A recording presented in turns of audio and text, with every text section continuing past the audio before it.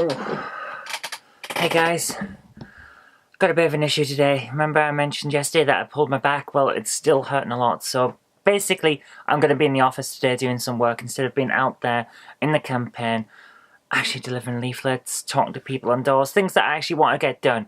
But, ow, I need to rest, otherwise this is going to get bad, so I'm going to get some work done. Let's do it.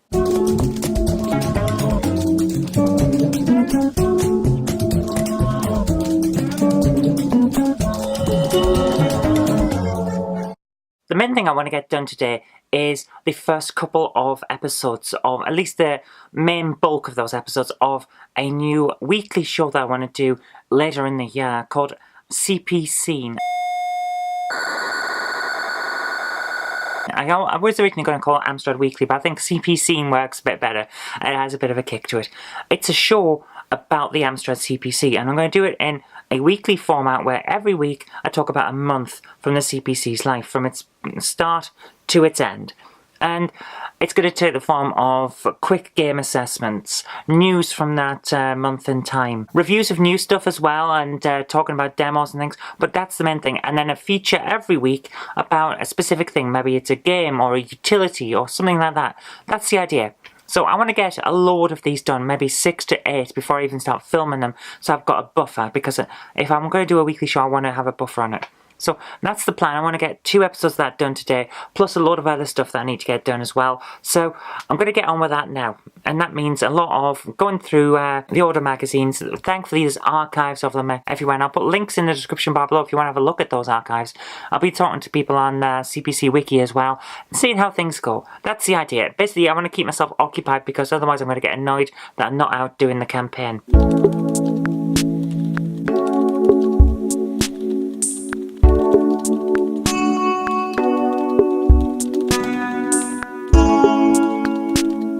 So, I've finished the script for the first episode of this CPC that I'm going to do, and my back is still hurting a lot. It's taken a lot of time to do this because I had to stop in the middle of it to talk to the victim support who came around to assist with the recent attacks on the house, which are continuing, by the way, and it turns out that the police are doing something, but they've done stuff that I haven't told us, so not exactly happy, especially since I actually spoke to some of the police the other day when the attack happened again. So we'll see how this goes. Right, I've just finished the script, as I said, and now I'm going to do some B-roll footage. Basically, I want close-ups of the computer, I want close-ups of me typing on it, things like that. Stuff that I can use again and again and again, which I think will be very useful. And then maybe I can put together a demo of this first episode and send it out to people to have assessments on. You never know, it should be fun. I'm really having trouble today because I'm in a lot of pain. I didn't sleep very well last night, and let's just get this done and see how it goes anyway. And then maybe we can get something else done. It's an odd day. Let's put it that way. It's an odd day because I should be out doing campaign stuff. That's what I'd scheduled for today. That's what I thought I was doing. And then to be stuck here basically because of a bad back is annoying me. And I feel somewhat at a loose end. It's odd. I've got a lot of free time all of a sudden without expectation, and I don't really know what to do with it. So let's just get on and see what I can do.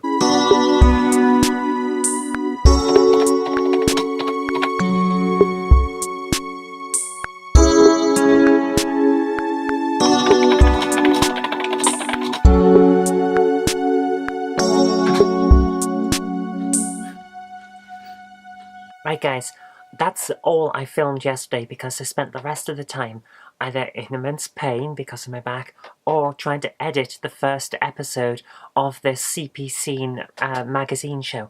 Basically, I want to see whether I can do it before I go any further. And what I'm finding is what I expected. It's taking an awful lot of time to edit. It didn't take long to write. It took about half an hour to write.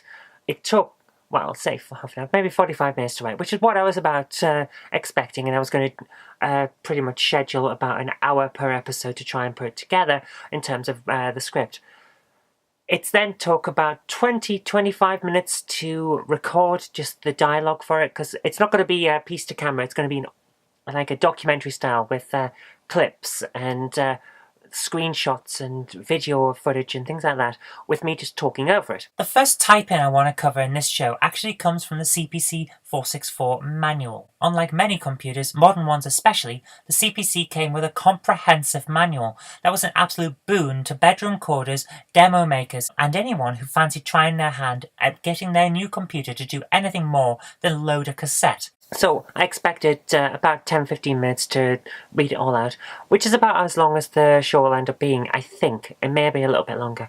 But it's taken me about 4 hours to edit. Now that was significant. So what I'm going to have to do, if I'm going to do this, and I'm going to finish making this pilot episode, then send it off to a few CPC enthusiast friends that I've got who will give me some advice on whether it's worth pursuing. But if it is, I'm going to have to essentially schedule a couple of afternoons or evenings to write 4 scripts for the month's worth of stuff and then try and film everything in one go. So I'd say it's going to take 2, maybe 3 days out of a month to put this together. And I think I can do that, as long as I can schedule 2 to 3 days a month. Maybe not back to back, but over the month to get that month's worth of footage, then I can do it. Which is why I want to do, if I go ahead with it, I'm not entirely sure yet, but if I do go ahead with it, it will be in like an 8-week buffer or something like that. So I'll have 8 episodes done, and then while the first few are going up, I'll be making the next 4, and then while the other 4 are going up, I'll be making the next 4, that kind of thing. That's how I'll end up doing it. So I'll get back to editing now after I've had my lunch, which basically is a cup of soup mugshot thing of chow mein. Worth having a try if you ever get a chance, and then I'll get back to this. But it's tough going. It's what I expected for a show like this. I want to put the effort in, so I'm willing to do it, but it is tough going. Anyway, I'm waffling now. Let's get back to it. Ow, I should not lean forward like that. Several painful hours later. Okay, guys. Before I start making tonight's vlog, and I'm sorry, it's going to be a bit of a hodgepodge because I've got 2 days to go through, but I've hardly filmed anything today because I've been busy trying to finish off what I started yesterday, and I've got a bad back still, so I haven't been out and done anything interesting. But while I'm setting up the computer to edit that, I want to talk about the games that Jen got from CEX when she was out yesterday, I think it was. And thank you very much, Jen, for these. Let's have a quick look, because they're quite interesting. The first one is Spin Drive Ping Pong. Not one I'm familiar with, but should be an interesting ping pong game, nevertheless. And, well, it's got a weird effect on it. You see, it's the white texture there, which makes it look like it's sun bleached, but it's not. It's all here as well. It looks pretty good condition, so be interesting to give that a try. Next up we have Cricket Captain 3. Now, I'm not familiar with this one either, but mostly because, well, it's cricket. It looks a bit like some sort of football management game, only with cricket. There you are, Cricket Captain 3. All here. A new 3D. Apparently it's a PC game. We had a look at it earlier on. Apparently it's a PC simulation thing that's quite popular, and it's the only version on the PlayStation, so yay. And this one, I'm sure this is a TV show. Maybe I'm wrong, but I'm pretty sure it's a TV show. Clever Kids Dino Land. Not one I'm familiar with, but interesting nevertheless. No manual, so I hope I can keep up with it. I mean, you never know, do you? I can't keep a straight face for that, but yeah, it looks like a very young children's thing with tile matching and things like that. So yeah, 3 more games for the set, so I'm going to check them out after I've finished the vlog and add them to the various lists and put them on the shelves. Right, I'm going to get on with this now because it's getting late and I need some rest to try and get my back in shape so I can get out and do some campaigning. We've got hardly any time left for the campaign now. It's like a week. Oh my goodness. I'm exhausted. Everyone's exhausted as well. And we've still got so long to go. A week's a long time in politics, as they say, especially when you're out knocking on doors and delivering leaflets. Right. So, I want to end by talking today about my first computer, because the stuff I've been doing with the retro stuff, I'm talking to you while trying to pick it up and not make a mess. The stuff I've been doing with the retro stuff for the new show that'll come out later this year has made me think about the Amstrad CPC again. I love this computer. It is the greatest computer ever made, and I don't care. Spectrum fans, Commodore fans, I don't care. the Amstrad is the king. Even some of the demo makers from the Commodore came over to the Amstrad because it's so much better. So I wanted to talk about how I got my first Amstrad. Now, it's an interesting story. I was 4. It was 1985, but I wasn't 5 yet. And I came home from school one day, and it was just there on the kitchen table. My parents had decided that we needed a computer. We should have one because it would help with our schoolwork. You know the old thing, say, Mum, can I have a computer? It'll help in my school. And, yeah, you just want to play games. But I didn't have to make that argument. My parents just bought one randomly, and they chose the Amstrad CPC for 2 reasons. One, it looked really, really good. I mean, look at this thing. In the 80s, this was amazing. I mean, look at it. It comes with the cassette drive in it, so you don't have to fiddle around. And 2, it came with a monitor, so it wouldn't fill up the TV in the lounge, which is a big thing in a small house where one TV for the entire family. So, Dad, can I play my games? No, I'm watching TV. So, yeah. Arguments like that all over the country because of computers that didn't come with monitors, but the Amstrad sorted that out, so I was really happy to have it. The first thing that we did was my younger sister, played Simon Says, because that was already loaded in. And it was like an educational thing, and my parents put that in for us as the demonstration of the computer. Now, it was a green screen monitor, which made playing Simon a bit difficult because some of the colours looked about the same, but you got the idea of how to play it. And it was interesting, but I didn't want to play it because the computer had come with a load of games. Now, a lot of people remember the Amsoft 12 pack. It's 12 pieces of software that came with most Amstrads because it was the bundled in package.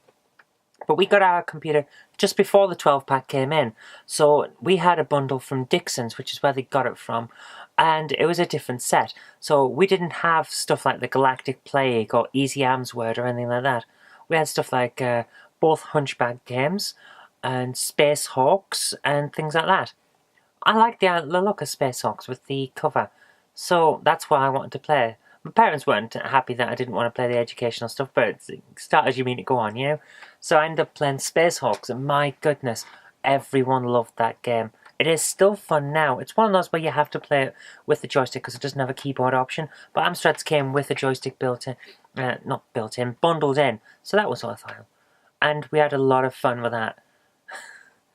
I think one of the first things that happened after we got the Amstrad was my dad just went out and bought another game, and it was Way of the Exploding Fist. Love that game too. We had so much fun playing that, but the first one I ever bought was Ghostbusters. I reviewed it on Game Hammer and talked about that. Anyway, if you drove over any ghosts on the way to the building, you get to suck them up with a ghost vacuum. And yeah, I don't know what the point of this is either. Bit of a disappointment, but these things happened. And today I've been talking a bit about programming on when I've been writing about the Amstrad show and talk that I've been doing. And my mum and I learned basic programming on the CPC, sat at the kitchen table on a green screen monitor, following the manual. Now, the manual for the Amstrad is really, really good. It's a comprehensive thing. A few people back in the 80s, and I've been looking through some of the magazines so I know this, said that this manual wasn't comprehensive enough. There's an entire guide to basic programming in here. It teaches you how to program the computer. People back in the 80s thought that wasn't good enough. These days, you would kill for that coming in a manual with your computer. If you pick up a Macintosh these days, it doesn't even have a manual. It just, bling, there it is. You pick up the average PC, you might get a pamphlet on how to set it up. You won't get a manual on how to program your computer. That's what we got in the 80s. So I think, all things considered, back in the 80s, we had the best of all worlds. A computer that you could sit and code out of the box, because the moment you turn this thing on, it's got BASIC there. I mean, yeah, it may not be the greatest programming language ever, but it is there, built in, ready for you to use. These days you've got to install extra bits. So I think we had the best of all worlds there. Anyway, I'm waffling now, so I'm going to let you go, and I'll see you tomorrow, hopefully when I've got my back sorted out and I can actually get out and do some things. Right, see you later.